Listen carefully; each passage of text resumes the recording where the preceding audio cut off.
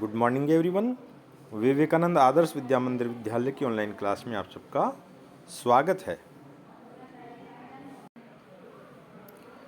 कक्षा 10 की सामाजिक विज्ञान की पुस्तक है समकालीन भारत। समकालीन भारत जो पुस्तक है वो भूगोल की आपकी पाठ्य पुस्तक है। सबसे पहले इस विषय के जो भूगोल की पुस्तक है उसका सिलेबस हम देखेंगे और सिलेबस को देखने के बाद में पहला पाठ प्रारंभ करेंगे। तो ये इसकी विषय सूची में आपके पहला पाठ है संसाधन एवं विकास। संसाधन किसे कहते हैं और संसाधनों का उचित उपयोग करते हुए किस प्रकार से मानव अपना सर्वांगीण विकास कर सकता है उसकी चर्चा हम इस लेसन में करेंगे। इसके बाद में आपके दूसरा लेसन है जिसका नाम है वन एवं वन्य जीव संसाधन। जो वन है उनका क्या महत्व है और वन्य जीव संसाधन जो होते हैं उनकी चर्चा हम इस दूसरे लेसन में करेंगे। तीसरा आपका जो लेसन है वह है जल संसाधन। जल भी एक संसाधन है और इसका उचित उपयोग करते हुए किस प्रकार से मनुष्य अपना विकास करता है उसकी चर्चा इस लेसन में करेंगे। इसके बाद में आपके चौथा लेसन कृषि। कृषि किसे कहते हैं और कृषि के जो विविध रूप हैं उनकी चर्चा हम यहाँ पर विस्तार से करेंगे। इसके बाद में आपके पांचवा जो लेसन है खनिज तथा ऊर्जा संसाधन। खनिज किसे कहते हैं, ऊर्जा संसाधन कितने प्रकार के होते हैं और इनके जो अलग अलग रूप हैं उनकी चर्चा हम यहाँ पर विस्तार से करेंगे। खनिजों के बारे में और ऊर्जा संसाधनों के बारे में, पावर जो होता है उसकी चर्चा यहाँ पर की जाएगी। इसके बाद में बात होगी छठे अध्याय की। छठा अध्याय है विनिर्माण उद्योग। कच्चे पदार्थों से वस्तु का निर्माण करना, कोई वस्तु बनाना विनिर्माण कहलाता है। तो यहाँ पर विनिर्माण उद्योग की चर्चा हम विस्तार से करेंगे और आपका जो अंतिम लेसन होगा वो होगा राष्ट्रीय अर्थव्यवस्था की जीवन रेखाएं। तो इस प्रकार से ये आपका सिलेबस है। इसमें अंतिम पार्ट आपका राष्ट्रीय अर्थव्यवस्था से जुड़ा हुआ है और राष्ट्रीय अर्थव्यवस्था की जो जीवन रेखाएं हैं उनकी चर्चा हम यहाँ पर करेंगे। तो ये तो था आपका इसका सिलेबस के बाद में अब हम बात करते हैं पहले पार्ट की। ये आपको पहला पार्ट है संसाधन एवं विकास। सबसे पहले बात करते हैं हम संसाधन की। संसाधन किसे कहते हैं? संसाधन से तात्पर्य है हमारे पर्यावरण में प्रत्येक वह वस्तु जो मनुष्य के उपयोग में लेने लायक होती है और जिसका उपयोग करते हुए मनुष्य अपना विकास करता है वह क्या कहलाती है? संसाधन कहलाती है। प्रत्येक वस्तु जो मनुष्य के उपयोग में आने लायक होती है, मनुष्य जिसको उपयोग में लेते हुए अपना विकास करता है वह क्या कहलाती है? संसाधन कहलाती है। यहाँ पर आपकी एक बहुत अच्छी परिभाषा दी है। हमारे पर्यावरण में उपलब्ध प्रत्येक वस्तु जो हमारी आवश्यकताओं को पूरा करने में प्रयुक्त की जा सकती है। प्रत्येक वह वस्तु जो हमारी आवश्यकता को पूरा करने में प्रयुक्त की जाती है क्या कहलाती है?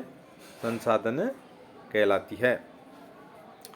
जिसको बनाने के लिए व्यक्तिकाई की प्रौद्योगिकी उपलब्धता, अर्थात मनुष्य है जो प्रौद्योगिकी को काम में लेता है, आर्थिक रूप से संभाव्य और सांस्कृतिक रूप से मान्य एक संसाधन है।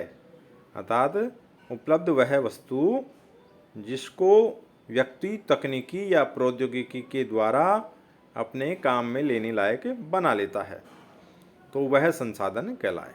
तो संसाधन की परिभाषा प्रत्येक वस्तु जो व्यक्ति के उपयोग लेने लायक होती है, व्यक्ति के विकास में अपनी भागीदारी सुनिश्चित करती है। प्रत्येक वस्तु जो हमारी आवश्यकताओं को पूरा करने में प्रयुक्त की जा सकती है। अब यहाँ पर एक नीचे ये चित्र दिया है, चित्र को देखो।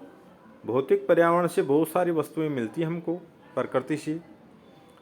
संस्थाओं के द्वारा उन वस्तुओं को, प्राकृतिक वस्तुओं को उपयोग में हम लेते हैं। संस्था बनाकर, कोई भी कंपनी, फैक्ट्री, उद्योग संस्था बनाकर उस वस्तु का हम रूप परिवर्तन करते हैं।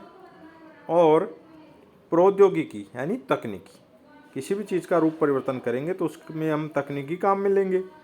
तो वस्तु होगी, संस्था होगी प्रौद्योगिकी होगी, ऐसे करके मनुष्य, इन बीच में मानव दे रखा है, सेंटर क्या होगा, मानव, यानी मानव प्रकृति से वस्तु प्राप्त करेगा, संस्था का निर्माण करेगा, तकनीकी को उपयोग में लेगा और फिर उस वस्तु को इस प्रकार उसका रूप परिवर्तन वह करेगा कि वह वस्तु काम लेने लायक हो जाएगी और वह संसाधन कहलाएगी।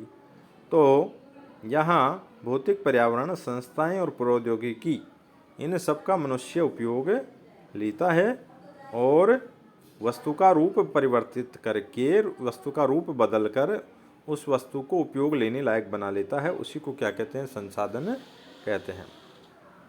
हमारे पर्यावरण में उपलब्ध वस्तुओं की रूपांतरण प्रक्रिया प्रकृति और प्रौद्योगिकी और संस्थाओं के परस्पर क्रियात्मक संबंध में निहित है। कहने का तात्पर्य है कि मनुष्य किसी भी चीज़ को उपयोग में लेने लायक बनाता है तो उसमें वह तकनीकी को भी काम में लेता है, जिसको यहाँ पर क्या नाम दिया है, प्रौद्योगिकी, और संस्थाएं बनाता है ताकि वस्तु को उपयोग में ले सके, और कच्चा मटेरियल है जो प्रकृति से प्राप्त करता है और फिर उनका निर्माण, वस्तु का निर्माण करता है। मानव प्रौद्योगिकी के द्वारा प्रकृति के साथ क्रिया करते हैं और अपने आर्थिक विकास की गति को तेज करने के लिए संस्थाओं का निर्माण व्यक्ति करता है। व्यक्ति है जो प्रकृति से विभिन्न वस्तुएं प्राप्त करता है।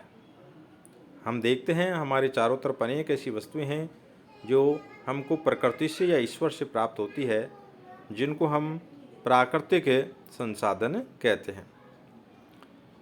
संसाधन मानवीय क्रियाओं का परिणाम है और उस प्रकृति से प्राप्त उपहार को हम रूप परिवर्तित करके उसको संसाधन के रूप में बदलते हैं। मानव स्वयं संसाधनों का महत्वपूर्ण हिस्सा है। मनुष्य भी एक क्या है, संसाधन है। वे पर्यावरण में पाए जाने वाले पदार्थों को संसाधनों में परिवर्तित करते हैं, उन्हें प्रयोग करते हैं। इन संसाधनों का वर्गीकरण निम्न प्रकार से है। संसाधनों का भी आगे करके क्या है, वर्गीकरण किया गया उत्पत्ति के आधार पर। उत्पत्ति के आधार पर जैव और अजैव, यानी कुछ जैविक संसाधन है, कुछ अजैविक संसाधन है। दूसरा है समाप्यता के आधार पर नवीकरण योग्य और अनवीकरण योग्य। तो कुछ संसाधन नवीकरण योग्य हैं जिनकी चर्चा हम आगे करेंगे विस्तार से, और कुछ है अनवीकरण योग्य। नवीकरण योग्य में जैसे सतत या लगातार हमको कुछ संसाधन प्राप्त होते हैं, जैसे पवन है, जल है, प्राकृतिक वनस्पतियां हैं, वन्य जीव हैं। और अनवीकरण योग्य में कुछ ऐसे हैं जो पुनर्चक्रित है, धातुएं, और कुछ ऐसे हैं जो अचक्रीय है। इसके बाद में स्वामित्व के आधार पर व्यक्तिगत, वो वस्तुएं जिनका व्यक्तिगत स्वामित्व होता है। सामुदायिक, यानी जिन पर संपूर्ण समुदाय का स्वामित्व होता है। कुछ ऐसे होते हैं जिन पर राष्ट्र का स्वामित्व होता है। कुछ संपत्तियां ऐसी होती हैं जो अंतर्राष्ट्रीय स्वामित्व वाली होती हैं। तो ऐसे स्वामित्व के आधार पर ये वस्तुओं का वर्गीकरण यहाँ पर किया गया है, संसाधनों का वर्गीकरण यहाँ पर किया है। विकास के स्तर के आधार पर भी वर्गीकरण किया गया। संभावी, यानी कुछ संसाधन ऐसे होते हैं जिनका उपयोग वर्तमान में नहीं हो रहा है लेकिन भविष्य में उनका उपयोग हो सकता है। जैसे सौर ऊर्जा है, पवन ऊर्जा है, जिनका वर्तमान में उपयोग सीमित है लेकिन भविष्य में इनका बहुत अधिक उपयोग कर सकते हैं। विकसित भंडार, यानी कुछ संसाधन ऐसे हैं जिनका भविष्य में हम उपयोग में ले सकते हैं। और संचित कोष में भी ये वो भंडार जिनका भविष्य में हम उपयोग ले सकते हैं। तो ऐसे करके ये संसाधनों का वर्गीकरण यहाँ पर किया गया है, जिनकी नेक्स्ट क्लास में हम विस्तार से जिनकी चर्चा करेंगे। आज की क्लास आपकी यहाँ पूरी करते हैं। जय हिंद, जय भारत।